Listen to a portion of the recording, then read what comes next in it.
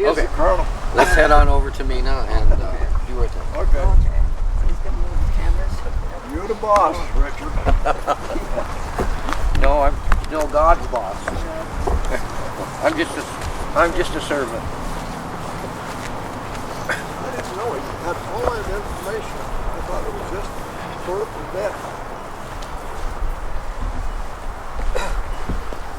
So Mary, I'll have you stand right here in the middle facing us. And we'll stand right here. Okay, here we have Captain Mina Andy Awesome. Captain Mina was a nurse in the U.S. Army Nurses Corps of World War I and World War II. An angel of baton and prisoner of war of Japanese in the Philippine Islands during World War II. Born April 19th, 1890 in Wilmore, Minnesota, Captain Awesome trained as a nurse at Columbus Hospital, Great Falls, Montana. She entered the U.S. Army Nurses Corps at Great Falls on July 11, 1918.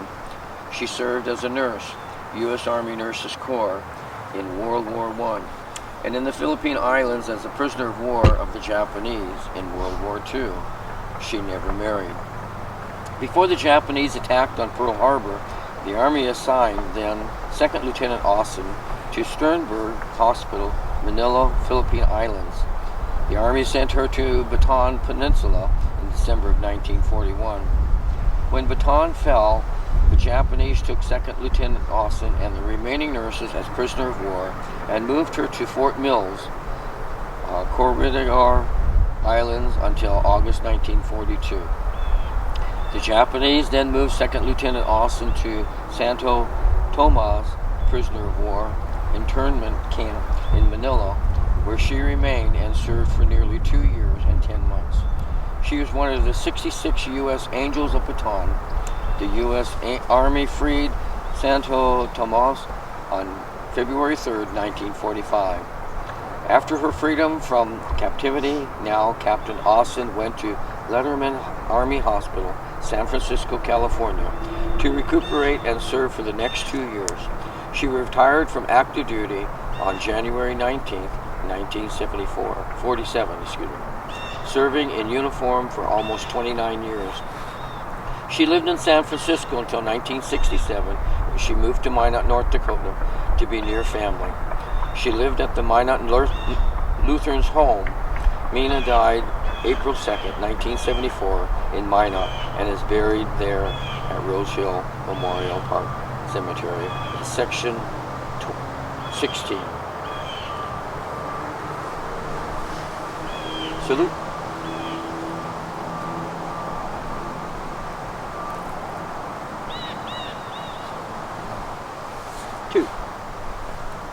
Okay, now we'll head on over to Maury Alm's grave, straight over to the left.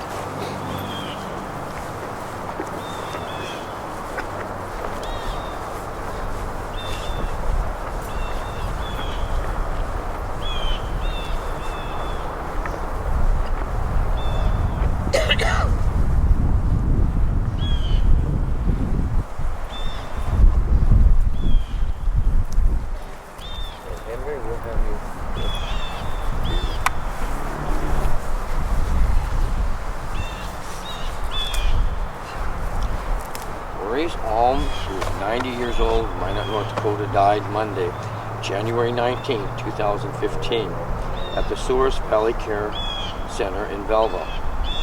Maury was born November 15, 1924, the son of Casper and C.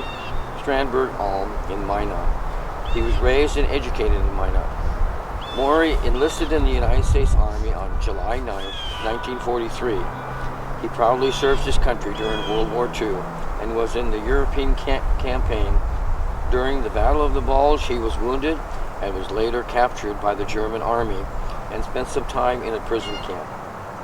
He was awarded the Purple Heart and was honorably discharged November 8, 1945. Following his honorable discharge, he worked at various power plants as a union pipe fitter. He was a member of the Disabled American Veterans and the Pipe Fitters Union Local Union 300. He enjoyed hunting, fishing, spending time at his home at Lake Sakawea, and golfing. He enjoyed traveling to see family and friends. Surviving families include grandchildren and great-grandchildren. Brothers Erlen Alm of Minot, Howard Alm of Scottsdale, Arizona, and Alan Alm of Tacoma, Washington. Many nieces and nephews.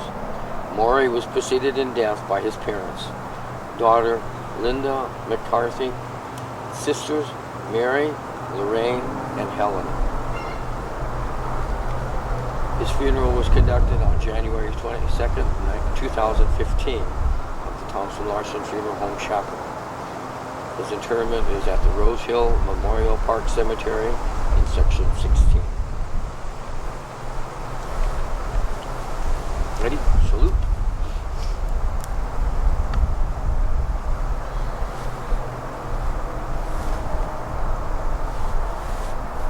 Two. Okay. Now we're going to walk down here to 28.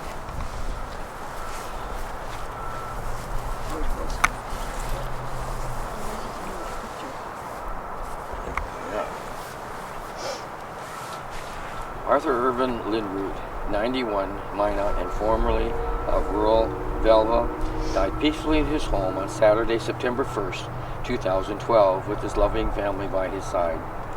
Art was born in North Prairie Township of Henry County, near Velva, to Ola and Sina Lindrud on November 23, 1920. He was educated in North Prairie Rural School and graduated from Velva High School in 1939. As a young adult, he worked in the construction of Shasta Dam in California until his induction into the Army Air Corps at Fort Snelling, Minnesota, on October 8, 1942. After base training at St. Petersburg, Florida, he was assigned to Air Force Mechanics School in Kelseyfield, Mississippi, in November of 1942. He graduated from advanced training in aircraft maintenance on B-17 Boeing aircraft at Lockheed Vega Aircraft Company, a corporation, Burbank, California, on May 4, 1943. He was sent to air gunnery training at Army Aerial Gunnery School in Las Vegas, Nevada. He also had additional training at Johnson Field in Goldsboro, North Carolina, and from there was sent to Camp Kilmer, New Jersey, for an overseas assignment on July 28, 1943. Arthur was assigned to the 305th Bomb Group 364th Squadron, 8th Air Force, Charleston, Northampton County, England. He took part in bombing missions during World War II over Europe as a flight engineer, top turret gunner on a B-17 bomber until the plane was destroyed by an enemy aircraft on October 14, 1943. Black Thursday, Schweinfurt mission. After parachuting to the ground, he was taken prisoner, interrogated at Dulaglof, and transferred to Stalag 17B, Krems, Austria, where he spent 18 months as a prisoner of war. He was liberated by the U.S. Army on May 3, 1945, at Braun, Austria, after a 100-mile forced march. He was discharged as a technical sergeant in November 1945. Art returned to Velva area and began farming in Brillion Township of Henry County. He married Elda Gilad on September 25, 1946. 4 daughters were born to this union. In addition to his farming operation, Art was active in civic duties. He served on the Brillion Township Board for many years and was instrumental in establishing the Rural Velva Fire Department, serving on the board of 22 years. He was chairman of the board of both organizations. While the chapter was active in Velva, he belonged to the Velva Masonic Lodge and was a member of the Velva Lions Club, American Legion in Velva, and the Mina Elks Lodge. He was active in the Dakota North chapter of the American Ex-Prisoners of War. As a member of Oak Valley Lutheran Church of Velva, he served on the church council, including 2 terms as president. He participated in PTA activities and served on the Velva School Board and the Concordia College, Moorhead, Minnesota Board of Regents. After 40 years of farming, he retired in 1985, and he and Elda moved to Minot in 1996 and became members of St. Paul's Lutheran Church. Fair play was always a big part of his philosophy, and a lifetime goal included providing a loving home and security for his family in an honest manner. He enjoyed spending time with his family, reading, hunting, fishing, traveling to China, Hawaii, Puerto Rico, Canada, and throughout the U.S., and playing and watching sports. His loving family includes his wife of 65 years, children Lynette, Kaisla, and their children Aaron, Czar, Morgan, and Adam. Peggy Lindrew and children Theodore Stern and Eric Alden Stern, Joanne Lindgren and Donna Matson, and great-granddaughter Elda Morgan. He was preceded in death by his parents, brothers Lawrence and Orlin, sisters Mildred Sullivan and Ethel Hendrickson, and nephews Jerry and Richard Sullivan. The funeral services were held on Wednesday, September 5th, 2012 at 10:30 a.m. in St. Paul's Lutheran Church. He was interred at the Rosehill Memorial Park Cemetery, Section 28. Okay, Mike? Ready? Salute.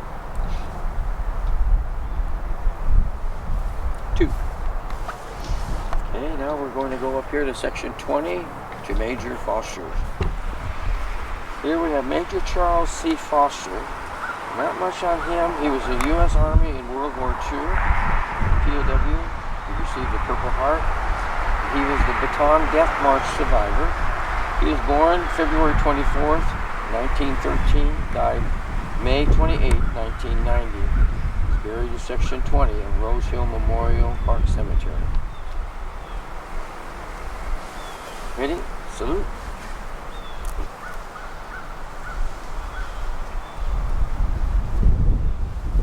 2. Okay.